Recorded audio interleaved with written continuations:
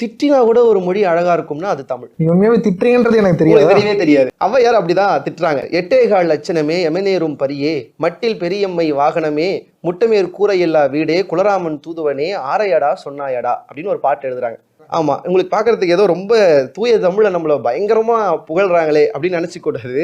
இது அவையில இருந்த ஒரு புலவரை இடித்து அவை சொன்ன ஒரு பாட்டு. ஏன்னா அவை அவைக்குள்ள வராங்க. அந்த காலம் நீங்க கதைகள் சினிமாலாம் பார்த்துருப்பீங்க. ஒரு புலவர் உள்ள வந்தாலே இன்னொரு புலவருக்கு பொறாம இருக்கும். அப்ப அவர் அறிவானவரானு மன்னர்கிட்ட காமிக்கணும்னு இவங்க ஒரு பயங்கரமான கேள்வி கேட்பாங்க. அதுக்கு அவங்க பதில் சொல்றாங்களான்னு பார்ப்பாங்க. அப்படி அவை ஒரு கேள்வி கேட்டார் ஒரு புலவர். அது கம்பன்னு சொல்றாங்க, சிலர் இல்லைன்னு சொல்றாங்க. நம்ம அதுக்குள்ள போக வேண்டாம். என்ன கேள்வி கேட்கிறாரு?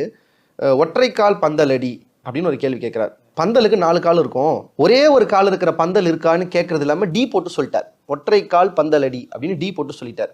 இப்போ அவைக்கு கோவம் வந்துருச்சு.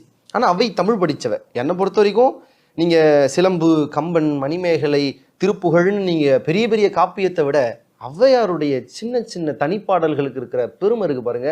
அது நம்ம உள்ளே போய் ரசிச்சாதான் நமக்கு தெரியும். அப்படி இந்த பாட்டு இது முழுக்க திட்டுறாங்க.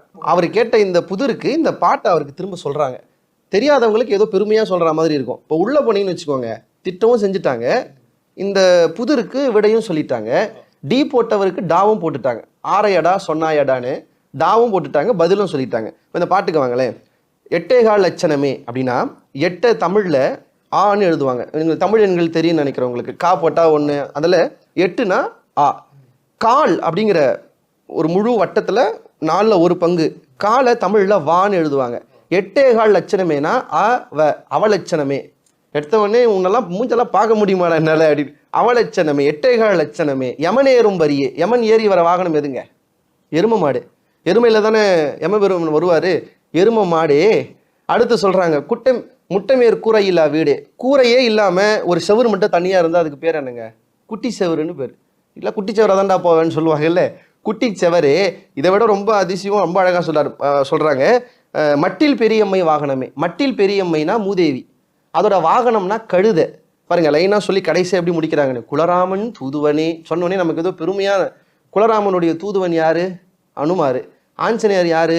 குரங்கு. இப்போ அப்படியே பாருங்க, நம்ம ஸ்லாங்கில் சொல்லணும்னா அவலட்சணமே, எரும மாடே, மூதேவி, கழுதை, குட்டிச்சவரே, குரங்கே, ஆரையடா சொன்னாயடா. நீ கேட்ட புதிருக்கு பதில் ஆரை கீரை. ஏன்னா கீரைக்கு ஒரு தண்டு வரும், பந்தல் வரும். நீ கேட்ட கேள்விக்கு இதுதான்டா பதில். ஆரையடா சொன்னாயடான்னு நீ ஆரைக்கீரையை சொன்னாய். யாரையடா டி போட்டு சொன்னாய்? ஆரையடா சொன்னாயடான்னு டா போட்டு அவரை டி போட்டதை ஏன்னு கேட்டாங்க. இதுதான் தமிழ். பேசினாலும் அழகு, பாடினாலும் அழகு, திட்டினாலும் தமிழ் அழகு.